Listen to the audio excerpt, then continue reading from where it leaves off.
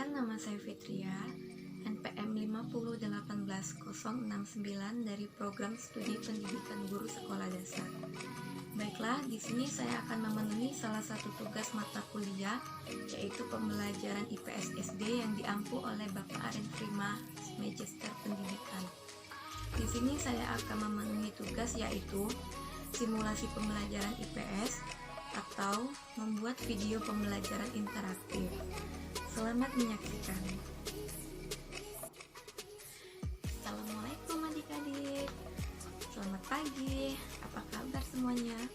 Kakak harap kalian dalam keadaan sehat walafiat ya. Nah, di sini kita akan membahas materi tentang peta dan komponen peta. Masih ingatkah kalian tentang film kartun Dora Explorer? Aku peta yang selalu mengingatkan kita pada peta. Kira-kira peta apa ya? Atau fungsi dan tujuan peta itu apa sih? Dan untuk apa ya peta itu dibuat? Yuk kita lihat dari beberapa komponen tersebut. Tapi sebelum kita mengetahui komponennya, kita terlebih dahulu harus tahu tujuan dari pembelajaran pada hari ini ya.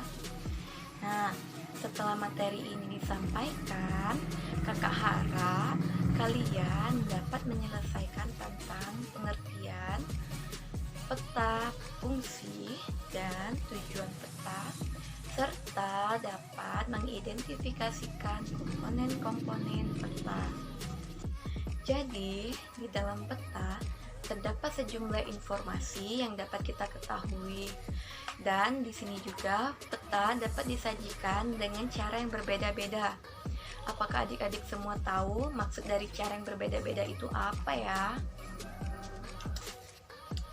Baiklah, di sini kakak akan menjelaskannya.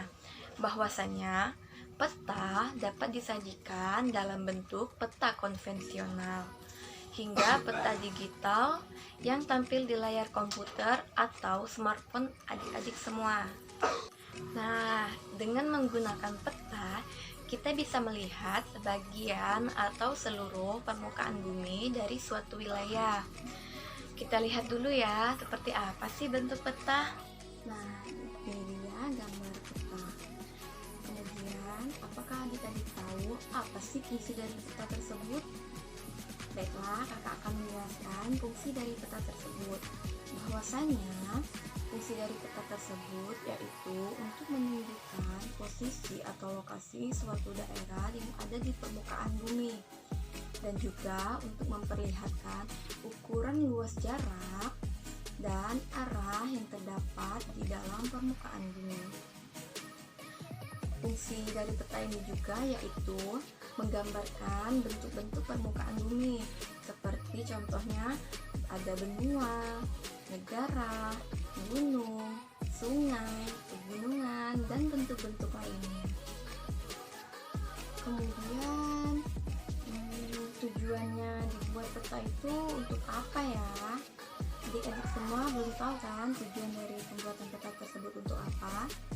Baiklah, kakak akan menjelaskannya lagi, yaitu tujuan yang pertama dibuat peta yaitu untuk menyampaikan data-data yang ada di permukaan bumi, menganalisis data spesial sebagai perhitungan volume, memberikan informasi tentang perencanaan tentang kepadatan penduduk, memberikan informasi tentang ruang yang bersifat alami, baik manusia maupun budaya. Kemudian, apa saja ya yang termasuk dalam komponen peta? Nah, yang termasuk dalam komponen peta yang pertama adalah judul peta. Nah, di sini judul peta ini menunjukkan suatu isi peta. Peta harus diberikan judul atau identitas yang mencerminkan peta pada umumnya. Biasanya judul peta ini terletak di bagian atas peta atau di bawah peta, dan bisa juga berada di luar garis tepi peta. Yang kedua ada skala peta, di mana skala peta ini adalah perbandingan pada jarak di peta dengan jarak sesungguhnya.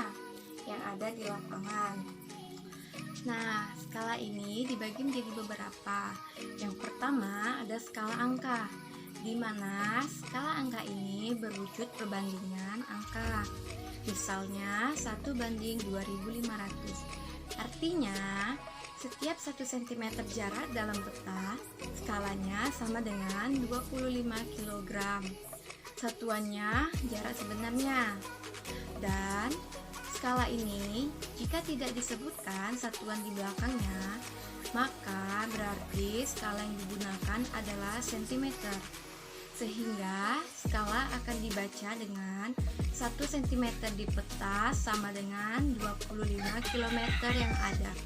Dan yang kedua yaitu ada skala garis, di mana skala garis ini dibuat dalam bentuk garis horizontal yang memiliki panjang tertentu dan tiap luas berukuran 1 cm atau lebih untuk mewakili jarak tertentu yang ingin dibuat oleh pembuat peta. Nah, berikutnya yaitu ada orientasi utara. Pasti adik-adik semua penasaran kan, apa itu orientasi utara? Nah, sebuah peta memiliki orientasi arah utara. Artinya, bentuk orientasi utara ini ditunjukkan oleh simbol yang berbentuk panah dengan bentuk yang bervariasi. Contohnya seperti ini. Nah, ini gambar orientasi utara. Ada gambar panahnya yang menunjukkan arah utara. Selanjutnya yaitu ada simbol. Nah, kita ingin mengetahui nih, simbol itu apa sih kegunaannya? Simbol di dalam peta merupakan tanda khusus yang mewakili objek yang dipetakan. Dan tujuannya untuk apa ya? Nah, tujuan dari simbol tersebut yaitu untuk mempermudah pengguna peta dalam membaca dan memahami isi peta. Berikutnya, simbol dibagi menjadi 4, yaitu ada simbol titik, simbol garis, simbol wilayah atau area, dan yang terakhir ada simbol warna. Di sini, simbol titik pada peta dapat beragam bentuknya, yaitu simbol ini dapat berupa seperti lingkaran, segitiga, atau lainnya. Dan yang kedua yaitu ada skala garis, di mana skala garis ini dibuat dalam bentuk garis horizontal yang memiliki panjang tertentu dan tiap luas berukuran 1 cm atau lebih untuk mewakili jarak tertentu yang ingin dibuat oleh pembuat peta. Selanjutnya yaitu ada simbol. Nah, kita ingin mengetahui nih, simbol itu apa sih kegunaannya? Di sini, simbol titik pada peta dapat beragam bentuknya, yaitu simbol ini dapat berupa seperti lingkaran, segitiga, atau lainnya. Nah, selanjutnya yaitu ada simbol garis, di mana simbol garis ini dapat digantikan dalam berbagai bentuk dan ketebalan sesuai dengan fungsinya masing-masing. Jadi diatur dapat sesuai dengan kaidah perpetaan. Simbol ini biasanya berupa garis kontinu atau tanpa putus-putus dengan ketebalan sesuai dengan kelas jalannya. Selanjutnya yaitu ada simbol warna, di mana simbol warna ini juga digunakan pada peta dengan aturan tertentu. Jadi tidak sembarang warna ya dapat digunakan. Jadi setiap warna itu ada aturannya masing-masing. Nah, misalkan warna biru yaitu untuk kedalaman laut dengan kedalaman misalnya 5.000 sampai 4.000 km. Di sini ada warna biru muda dan biru tua. Itu biasanya sebagai warna perbandingan antara laut dalam dan laut tidak dalam. Nah, berikutnya yaitu ada simbol area. Simbol area adalah objek yang digunakan pada peta yang biasanya berupa ilustrasi dari objek yang ada di lapangan. Selanjutnya, setelah ada simbol area, yaitu ada garis koordinar. Apa sih yang dimaksud dengan garis koordinar? Nah, garis koordinar yaitu garis hayal pada peta yang berupa koordinar berupa garis lintang dan garis bujur.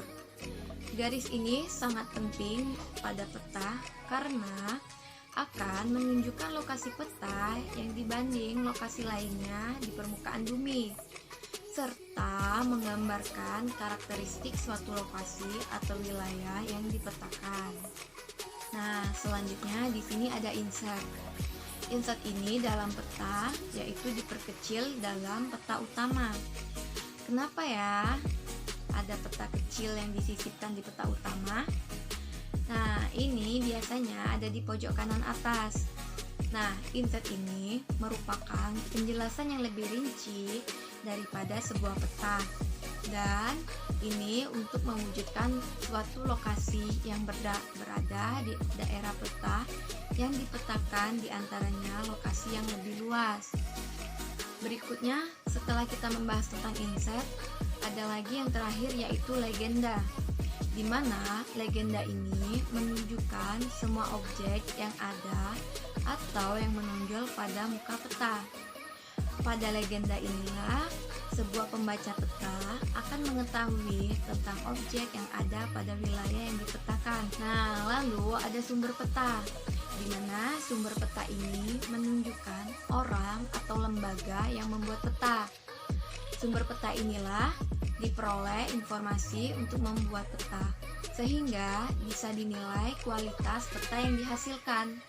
Contohnya ada di dalam peta yang dibuat oleh BMKG. Baiklah, demikian adik-adik materi yang kakak sampaikan, yaitu mengenai peta dan komponen peta. Semoga adik-adik semua dapat memahami materi ini lebih jauh lagi ya. Semangat belajar anak Indonesia, tetap semangat, tetap jaga kesehatan. Sampai jumpa di materi selanjutnya. Assalamualaikum warahmatullahi wabarakatuh.